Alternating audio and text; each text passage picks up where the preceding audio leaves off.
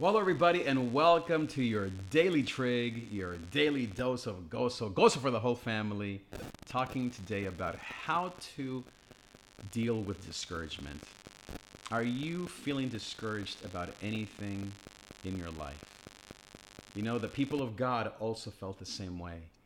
They were in the middle of building a brand new life for themselves, and yet people kept leaving the work. They kept laughing, saying, you know what? You are going to fail. And maybe you feel the same way. You have these hopes. You had these expectations of how things were supposed to turn out. And now people are leaving. They are maybe even gossiping or ridiculing. Maybe some of the things they're saying are things that you have always feared. And now you're wondering, God, what do I do? I want to give you some tips on how to deal with discouragement. So Nehemiah chapter 4, it talks about a very similar experience. It says, now it came about that when Sanballat heard that we were rebuilding the wall, he became furious and very angry and mocked the people. That's exactly what happens every time that you set out to rebuild something in your life. There will be those people that for some reason become angry, they will mock, and it says here that they became furious. Fury, anger, and mocking. Have you ever felt mocked by somebody else? Do you feel that people are angry that maybe you are still believing in the cause when others are saying, I'm out of here? What happens next? He spoke, this is Nehemiah, in the presence of his brothers and the wealthy men of Samaria and said, what are these feeble people doing? This is actually Sanballat. Are they going to restore the walls for themselves? Can they offer sacrifices? Can they finish in a day? Can they revive the stones from the dusty rubble, even the burned ones? The second thing that you learn there is that sometimes the people that are on the way out, they will talk about the work of God. They will murmur on their way out. And that's what hurts the most, right? I mean, did you notice how specific, almost how personal it got? Every time that I feel discouraged is because someone said something specific about me or the things that I believe in. It's because there's a personal loss, because maybe that friend who I thought was close to me actually betrayed our trust. And that's what we learn here. Sometimes discouragement is personal. It often is personal. What else? Now Tobiah, this is the second person, the Ammonite, was near the first guy. And he said, so now we have two guys, even what they are building, if a fox should jump on it, he would break their stone wall down. Some more mocking. But what I learned from that verse is that sometimes it's not just one or two people, right? It feels like everybody's talking about you. It feels like everybody's leaving. You feel like maybe you need to leave as well. And that's what we learn here. Misery loves company. Evil gets stronger and stronger. And that's what happens. So don't be surprised if it's not just one person, but if it's a group of people that are discouraging you. Now, what did Nehemiah do in light of these news? Hear, O God, says Nehemiah, how we are despised. Return their reproach on their own heads and give them up for plunder in a land of captivity. Do not forgive their iniquity, and let not their sin be blotted out before you, for they have demoralized the builders.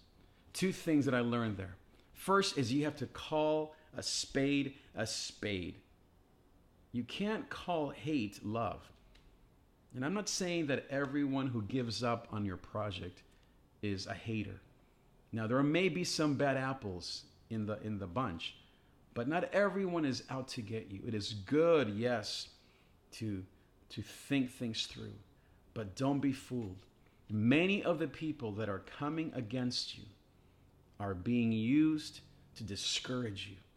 And that's why Nehemiah was so clear in asking God, and this is the second thing I want to teach you, asking God to go and blot their names out. It's not up to you to go and find out what's going on. It's not up to you to go and dig up trash or to even join into their gossip.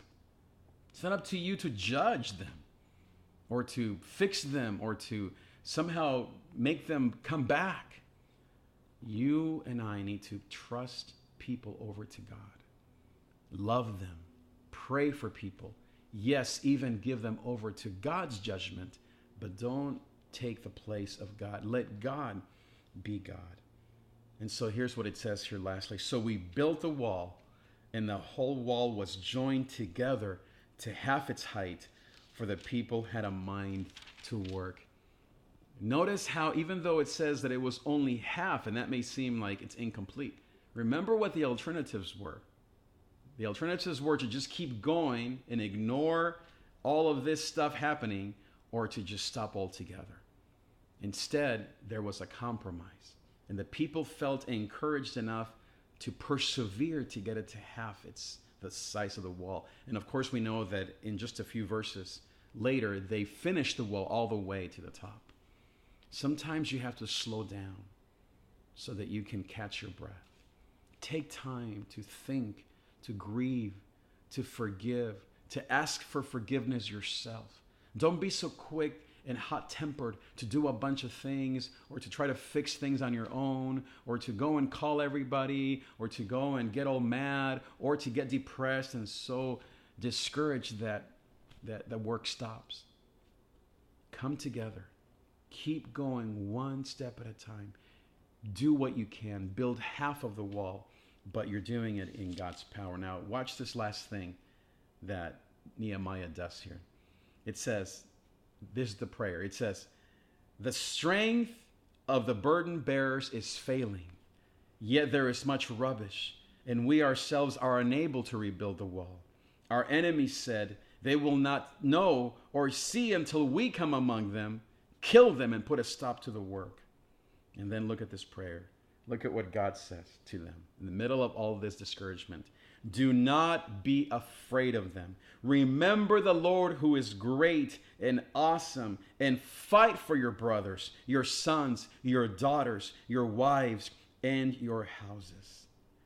When our enemies heard that it was known to us and that God had frustrated their plans, then all of us returned to the wall, each one to his work. And then this last verse, it says here, I said to the nobles, to the leaders, to the officials, to the people, the work is great and extensive, and we are separated on the wall from one another. At whatever place you hear the sound of the trumpet, rally to us there. Our God will fight for us. So we carried on the work, with half of them holding spears from dawn until the stars appeared. Our God will fight for us. Two things I want to just wrap up with.